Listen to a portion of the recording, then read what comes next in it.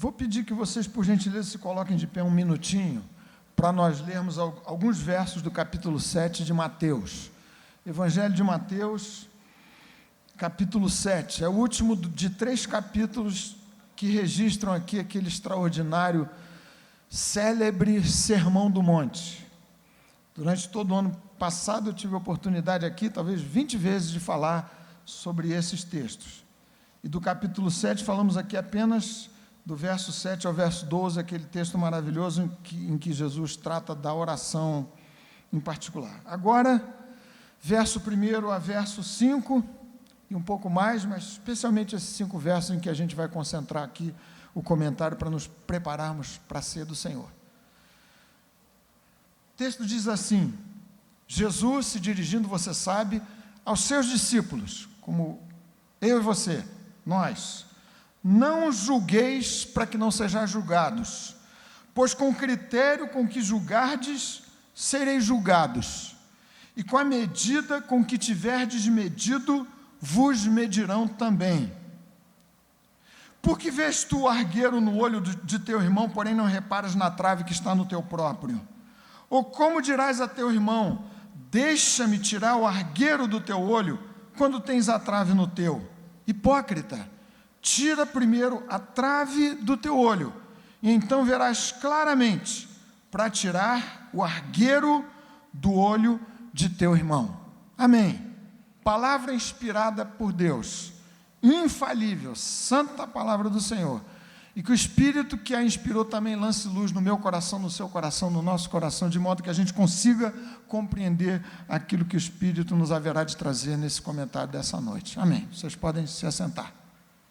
Gente, esse texto é dos mais, me desculpem aqui a linguagem, indigestos dessa exposição de Jesus no Sermão do Monte. Aqui, como em outros trechos, no capítulo 7 em particular, há uma série de observações, de mandamentos, que alguns comentaristas acham que não tem muita conexão entre si, mas tem. Os melhores comentaristas dizem, não, de fato tem conexão.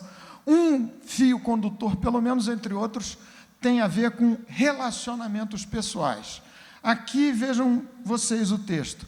Jesus apresenta 2 mandamentos, que são, como disse a vocês, indigestos. Novamente, é como se o Espírito do Senhor colocasse diante de mim e de vocês um espelho super revelador de quem eu sou. E Jesus me expõe, me apresentando, eu como seu discípulo, você, nós, a 2 mandamentos que a gente precisa compreender quais são.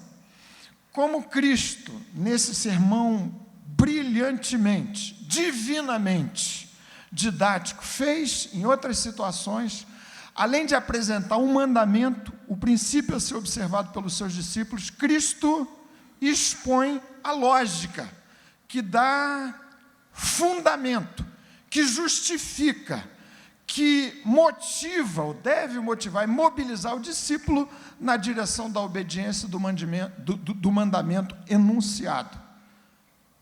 Então, é isso que o texto faz. 2 mandamentos com suas respectivas justificativas. Por que devemos ouvir a voz do Mestre, como seus discípulos, e observar tais mandamentos? O primeiro deles, no verso 1, não julgueis. É esse o primeiro mandamento, e que tem tudo a ver com a saúde das relações interpessoais. Como a igreja haverá de viver, medida da saúde espiritual, minha, sua, nossa, como corpo de Cristo, como família de Deus, haverá de ser dada pela observância ou não desse princípio, desse mandamento.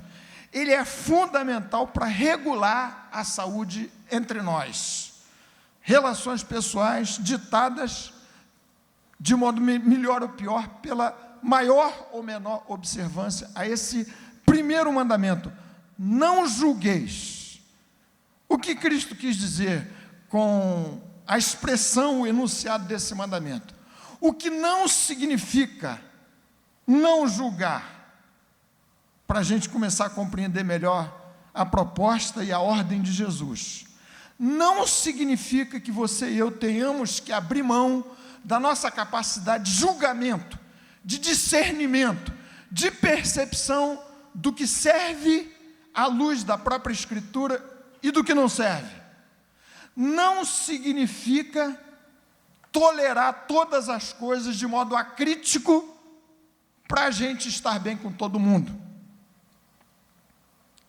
Não significa fingir que nas nossas relações pessoais e interpessoais não há problemas, que tudo é um grande mar de rosas. E a gente poderia ingenuamente, talvez, pensar que, por sermos corpo de Cristo, família de Deus, tudo seria um mar de rosas. Você sabe muito bem que não é assim. Aquela repetida máxima do meu querido pai, nem sei se ele era o autor original da questão, dizia o seguinte: se você encontrar uma igreja perfeita, não faça parte dela para não estragar. Não é verdade? Simples, lógico, basta você viver um dia no meio do povo de Deus para você perceber que as coisas não são tão róseas assim. Não julgueis, não significa fingir que não há problemas entre nós, a serem encarados e enfrentados.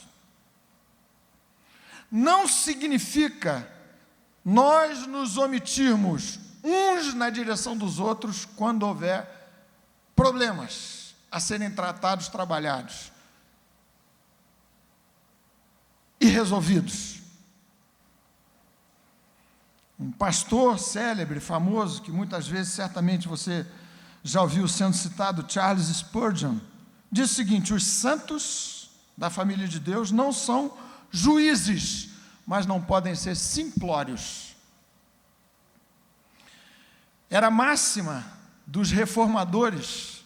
Esse ano, você sabe, a gente comemora 500 anos da reforma protestante, acontecida lá no século XVI, 30 de outubro.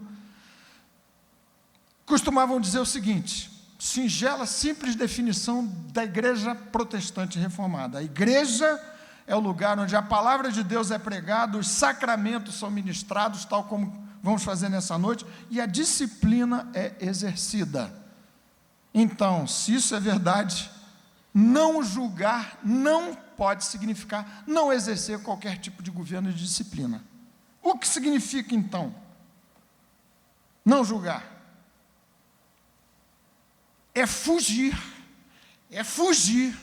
do hábito de fazer crítica dura e ferina na direção dos outros, que podem ser feitas pelas costas ou frontais. É não adotar a postura de quem é o que a gente poderia vulgarmente chamar de detetive do comportamento da consciência alheia, buscando erros nos outros para denunciá-los, seja para que instância for. Não julgar é não desenvolver um espírito hipercrítico de quem acaba só vendo o erro e defeito no outro.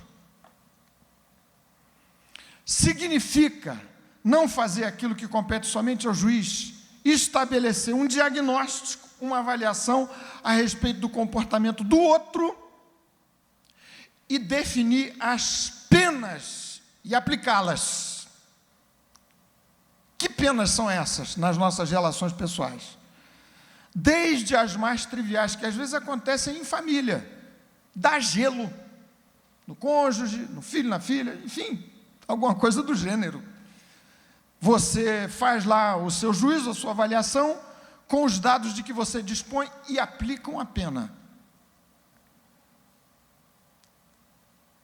Não estou dizendo que não caiba disciplina. Acabamos de dizer que cabe sim, mas alguns desenvolvem esse espírito muito pouco misericordioso, que avalia o comportamento do outro com base nas suas próprias percepções e estabelece as penas e as aplica.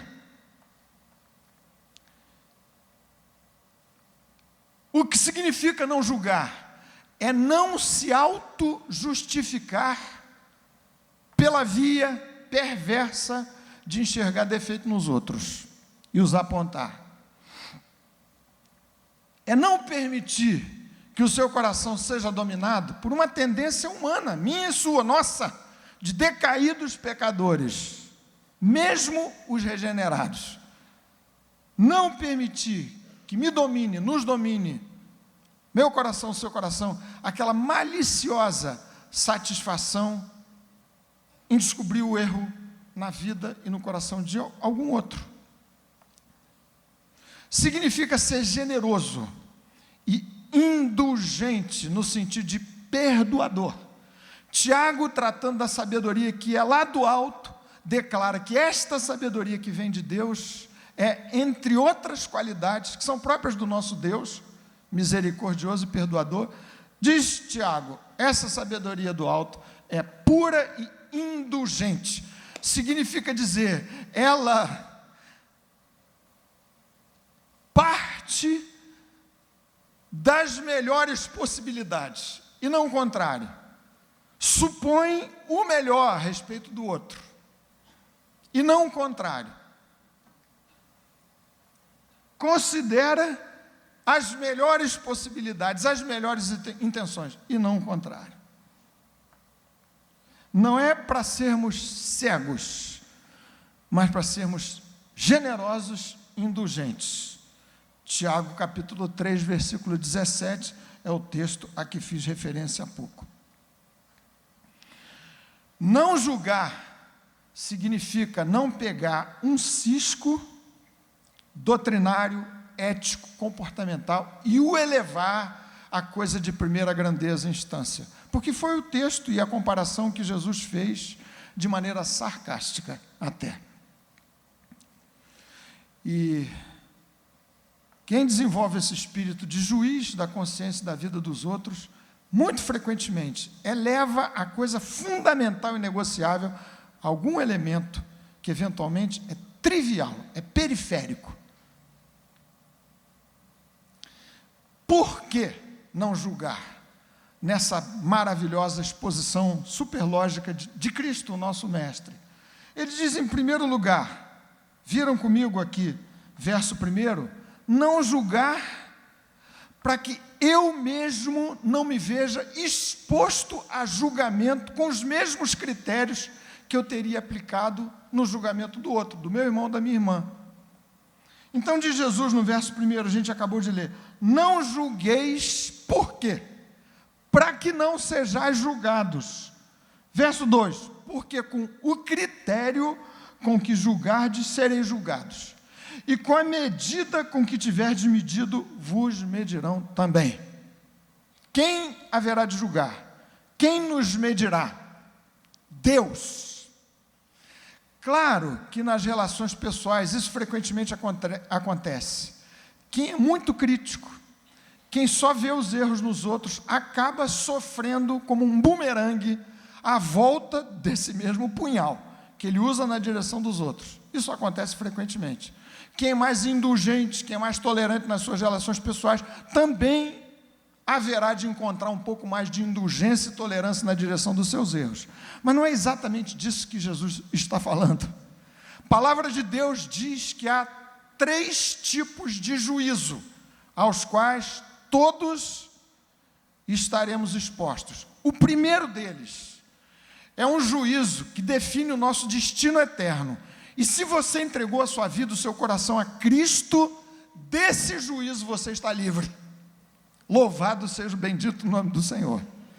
Porque eu não teria a menor condição de me defender, de me apresentar diante do supremo juiz da vida, o Deus Todo-Poderoso, e me defender dos meus pecados.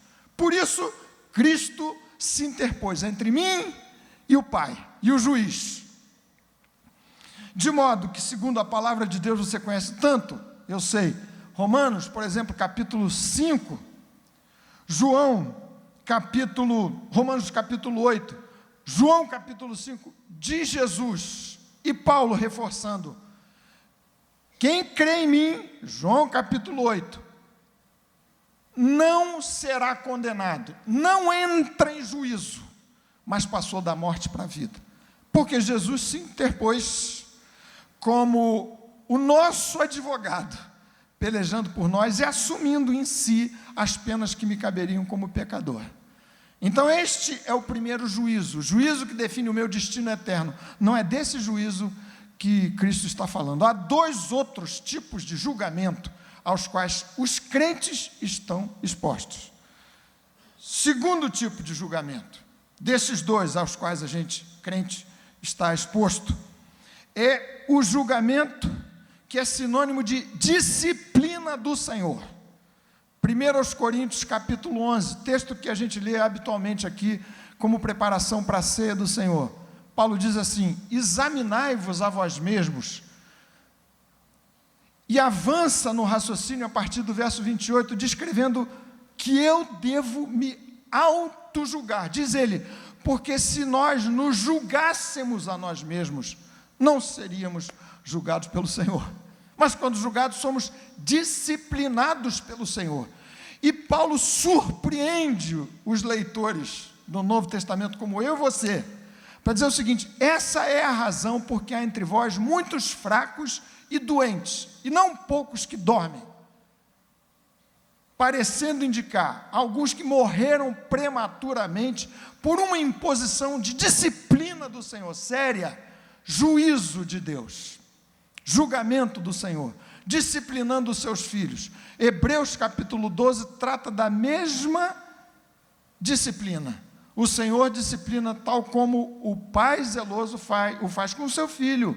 Da mesma forma, Deus nos julga, nos disciplina.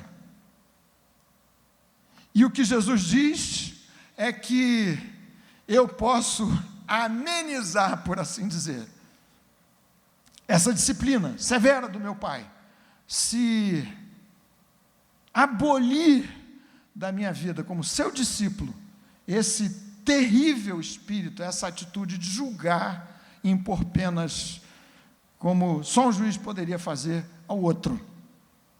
Primeiro argumento de Jesus: não julguem para que vocês não se vejam expostos à disciplina do Senhor. Como aconteceu lá no passado, muitas instâncias, Miriam levantando falsa acusação contra Moisés, homem de Deus, e Moisés não precisou se defender, Deus interveio e julgou de maneira drástica, dramática, Miriam. Um segundo tipo de julgamento, de juízo, ao qual nós, crentes, estaremos expostos, que é o terceiro tipo dos três que eu estou mencionando para vocês, juízos. O primeiro deles tem a ver com o nosso destino eterno, esse crentes não passarão por ele. O segundo, da disciplina do Senhor. O Senhor nos disciplina, como o pai o faz com seu filho. Mas existe um terceiro, ao qual eu estou exposto, é o julgamento, segundo aos Coríntios capítulo 5 e vários outros textos, difíceis da gente entender, mas diz Paulo aos Coríntios capítulo 5, todos nós haveremos de comparecer perante o tribunal de Cristo, para receber cada um conforme as suas obras, julgamento para dispensação, atribuição, administração de galardão. Você não me pergunte, depois que a gente encerrar aqui o culto, exatamente o que é isso, que eu vou ficar enrolado. Vou passar talvez para outro pastor, para o Ângelo, nosso querido Ângelo, porque saber exatamente como isso vai se dar, a gente não sabe. Mas a palavra afirma que nós compareceremos salvos, defendidos pelo nosso advogado bendito, que foi a cruz do Calvário por mim e por você, salvos, mas receberemos a administração por parte de Deus de galardões. Julgamento, que vai levar em consideração aquilo que eu houver feito. Segunda razão que Jesus apresenta para impedir, para inibir minha vida e meu coração da terrível, humana e pecaminosa tendência de julgar o outro. Diz Jesus, verso 3, verso 4, verso 5 que nós lemos. Síntese do pensamento do mestre aqui.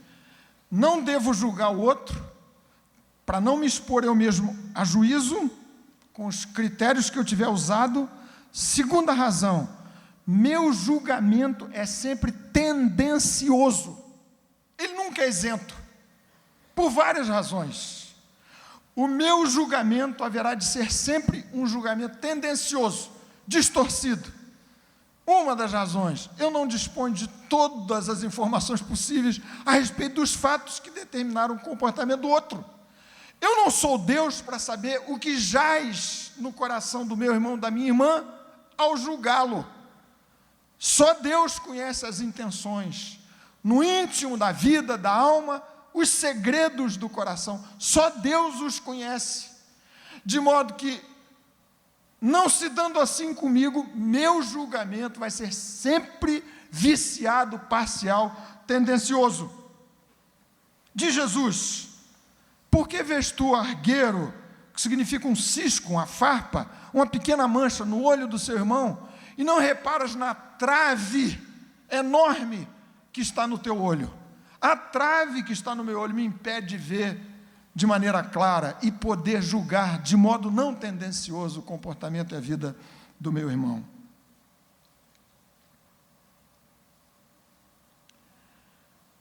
Eu sempre vou errar se me arvorar em juiz da vida, da consciência do outro, no sentido do que Jesus está expondo aqui. Sempre vou errar.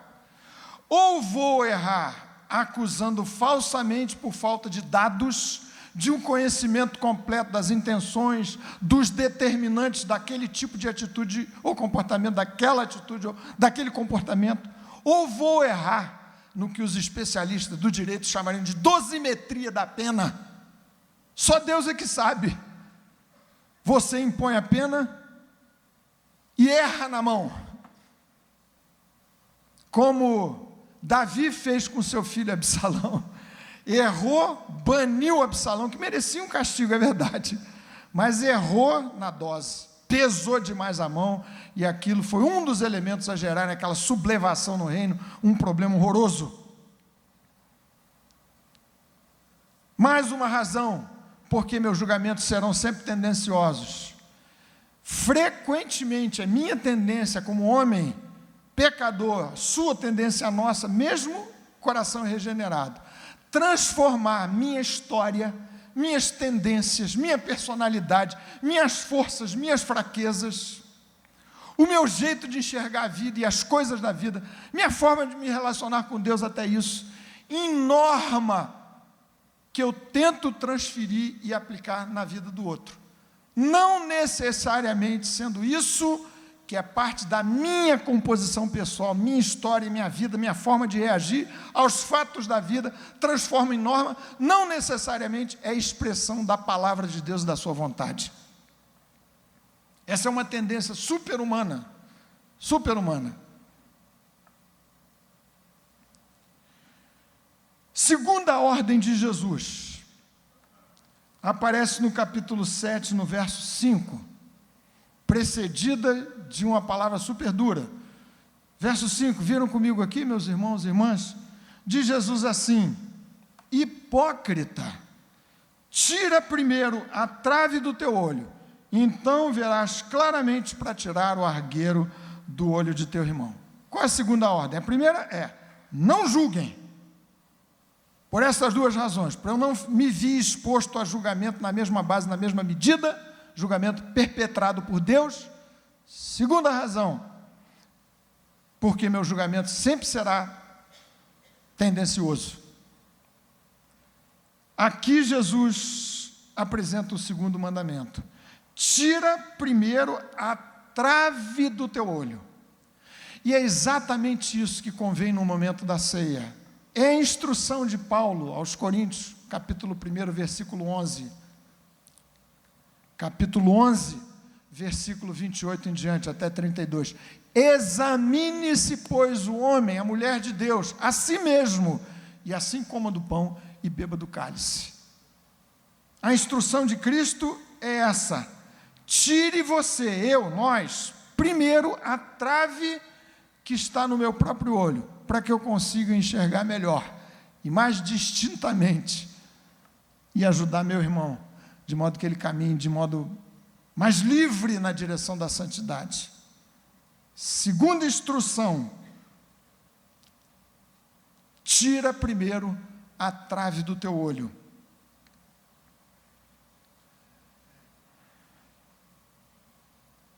Usando essa imagem, como disse a vocês, que beirou o sarcasmo, grotesca de Jesus, para não deixar dúvidas da minha tendência, da sua, da nossa tendência de pecadores, nessa história das nossas relações pessoais diante dos erros dos outros, Jesus disse: você é tentado, sua tendência, minha, nossa, é de, tendo uma trave no seu próprio olho, divisar um cisco no olho do outro. Significa dizer, minha tendência é fazer vista grossa aos meus erros, meus pecados e meus fracassos, e enxergar com muita nitidez as pequeninas, para não dizer das maiores, falhas nos outros, num desbalanceamento completo e total. E dessa palavra de Jesus, que é uma denúncia, a gente depreende o seguinte: crentes, nós, eu e você, se temos esse espírito que nos faz, o tempo todo, julgarmos a consciência, a vida, o comportamento, as atitudes dos outros, no sentido que Jesus diz que não é para ser feito, se eu tenho essa tendência, é muito provável que haja em mim defeitos muito mais graves do que aqueles que eu consigo divisar e que me atormentam e que eu acabo denunciando na vida do outro. É o que Jesus está dizendo. Ele chamou de hipócrita. Por quê? Porque o comportamento hipócrita é de alguém que prescreve para o outro alguma coisa que não se aplica à sua própria vida. Quer tirar o cisco, a farpa pequenina, a pequena mancha, enquanto ele mesmo tem uma trave enorme, gigantesca na sua vista. Se você for desse tipo, super crítico na direção do comportamento alheio, veja, e essa é uma hora oportuna, se não cabe uma reflexão, um exame, um autoexame sério e grave diante do Senhor e da sua palavra, a ver se não há em você mesmo pecados muito maiores, problemas muito mais graves e mais sérios a serem tratados, a começar por essa atitude de juiz.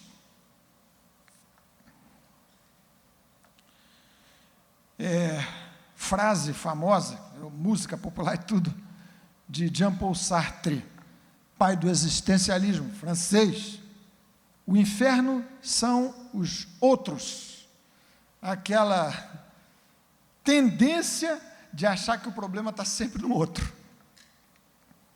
Quantos casamentos fracassam por conta desse ping-pong, de não assumir que antes de garimpar no olho do outro os ciscos, as manchas e as farpas, você, como cônjuge, precisa tirar a trave do seu próprio olho, da sua própria vida, do seu coração.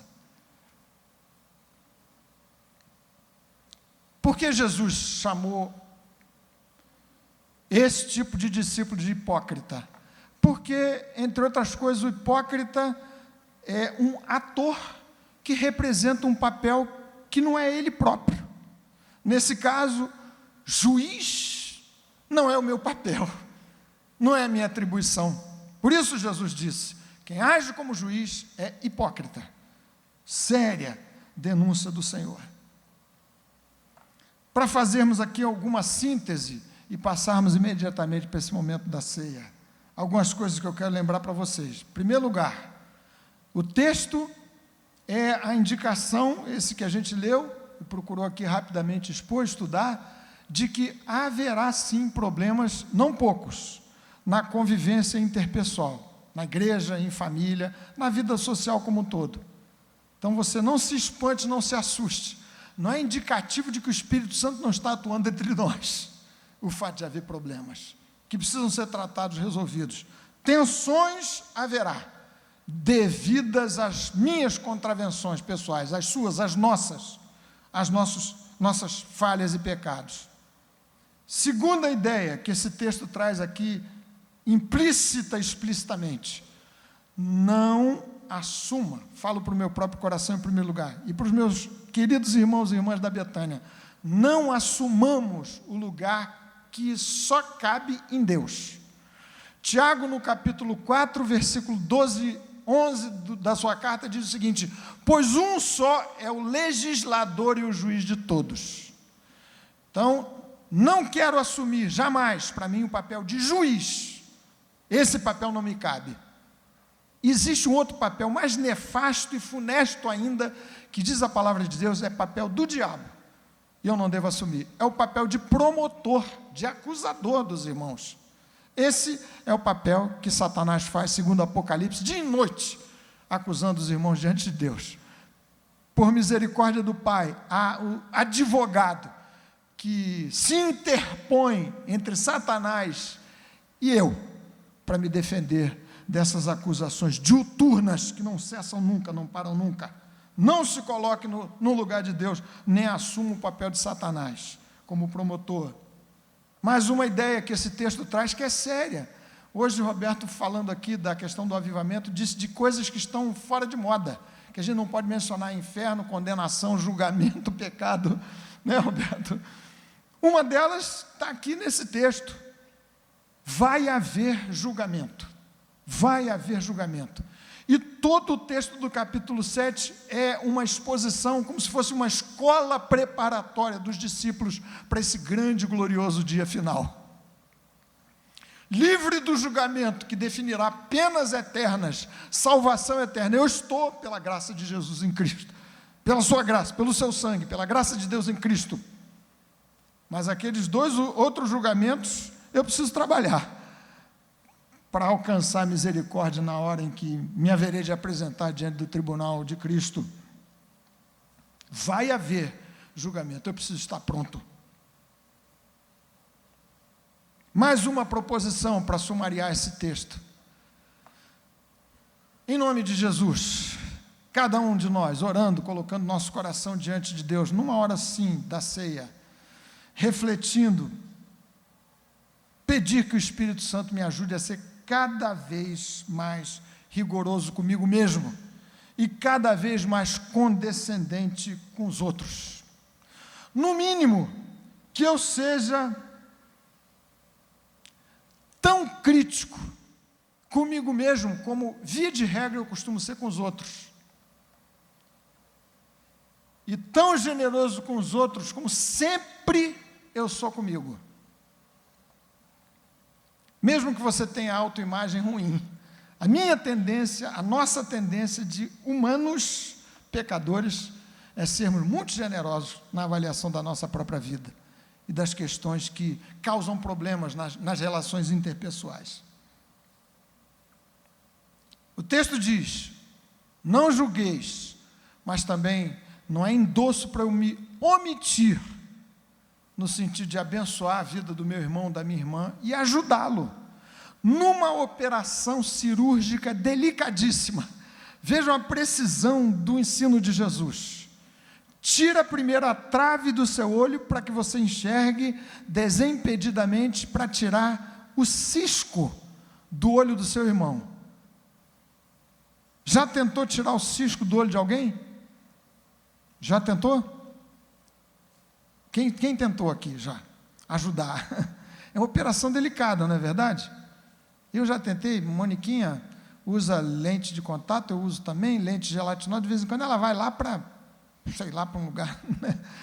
Lá para dentro, você fica ali, você tem que ser delicado. Não pode ser um troglodita tentando manusear o globo ocular da outra pessoa. Você tem que ser preciso, enxergar bem, míope, enxergando mal, como é o meu caso, que para ler tem que esticar o braço, não vai ser boa coisa. Enxerga bem e ajuda, abençoa o outro de modo delicado, falando com doçura, qualidade típica da sabedoria que vem do alto,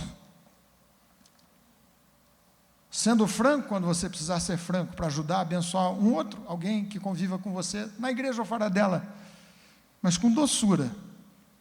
A palavra de Salomão, no livro de Provérbios, declara que a doçura no falar aumenta a persuasão nos lábios.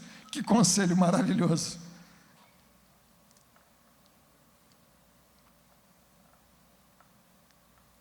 Abençoe o outro, cuidando, orando, zelando pela sua saúde espiritual também. O texto avança, e depois a gente avança com ele, numa outra ocasião, numa outra oportunidade. Por favor, você incline a sua cabeça, feche os seus olhos, para nós nos prepararmos para a celebração da ceia do Senhor. Meus irmãos.